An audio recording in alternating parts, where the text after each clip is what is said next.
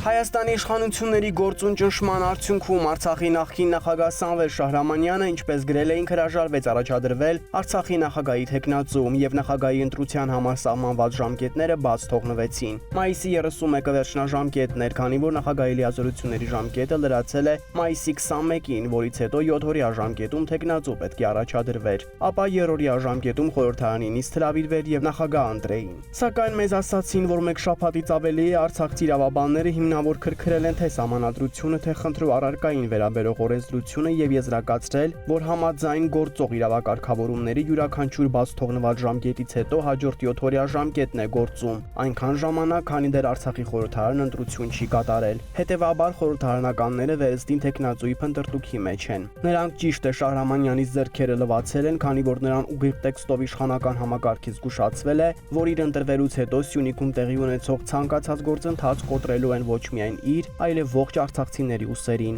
Հիշեցնենք, որ իշխանական սպառնալիքները տեղ հասցնողն ԱԱԾ տնօրեն Արմեն Աբազյանն է։ Սննդամթերքի անվտանգության տեսչական մարմնի նախկին ղեկավար վերջերս ձերբակալված Արմեն Դանելյանի փոխարեն այդ պաշտոնում կնշանակվի նրա տեղակալ Տիգրան Պետրոսյանը։ Ուսումնասիրելով Պետրոսյանի կենսագրությունը հետաքրքիր փաստ բացահայտեցինք։ Ըստ Պետրոսյանի պաշտոնական կենսագրության նա 2017-ից 2022 թվականներին աշխատել է Air Logistic Cargo ՍՊ-ում որպես տնօրեն։ Սակայն էլեկտրոնային ռեգիստրի տվյալների համաձայն Air Logistic Cargo ՍՊ-ն հիմնադրվել է 2018 թվականի աշնանը։ Թե ինչպես է ՍԱՏՄ ղեկավարի հավանական թեկնածուն տնօրեն աշխատել գոյություն չունեցած ՍՊ-ում, թերևս կիմանա միայն նրան նշանակողը։ Ի դեպ տեղեկություններ կան նաև, որ այս կառույցում այնպիսի բարդակ վիճակ է եղել նախորդ ամիսներին, որ հնարավոր է Պետրոսյանի նշանակումն էլ գլուխ չգա, քանի որ նա էլ այս կամ այն կերպ առնչվել է յուրացումներին, ինչի համար 6 ամիս աշխատած նախկին պետը Արայիկ Հարությունյանի հովանավորյալը հիմա կալանավորված է։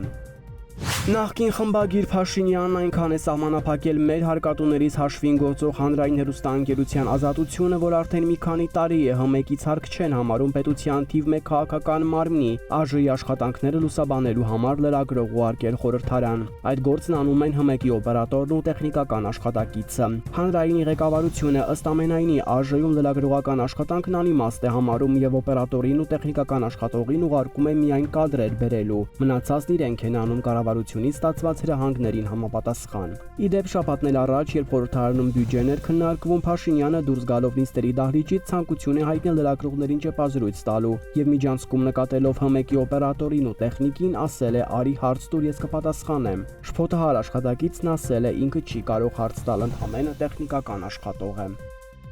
Հունիսի 6-ին դատավորների ընդհանուր ժողով էր հրավիրվել, որի օրակարգում ուսումնական հարցերի հանձնաժողովի դատավոր անդամի եւ Արդարադատության ակադեմիայի կառավարման խորհրդի դատավոր անդամի ընտրության հարցներ դրված։ Նիստը տեղի է ունեցել կառավարության նիստերի դահլիճում։ Մեզ պատմեցին, որ չնայած նախապես լուրեր կային, թե քվորում կարող է չլինել, բայց բավական քիչ թվով դատավորներ են բացակայել։ Այդ թվում դատավոր Մասիս Մելքոնյանը, որը նեղացած է իշխանություններից, քանի որ նախորդ ամիս նրա նկատմամբ կարգապահական վարույթ են հարուցել, մինչդեռ ինքը բազմաթիվ ծառայություններ է մատուցել ՔՊԱ-ականներին։ Մասիս Մելքոնյանը մինչ դատավոր նշանակվել է եղել է Հանրապետություն կուսակցության անդամ։ Նրա վարույթում են քննվել քաղաքական կոչվող որոշ գործեր, օրինակ Մխիթար Գալեյանի հոր Գարիկ Գալեյանի գործը։ Մելքոնյանի որոշմամբ կալանավորվել են մի շարք ընդդիմադիր գործիչներ, այդ թվում Լևոն Քոչարյանը, Տիրան Խաչատրյանը։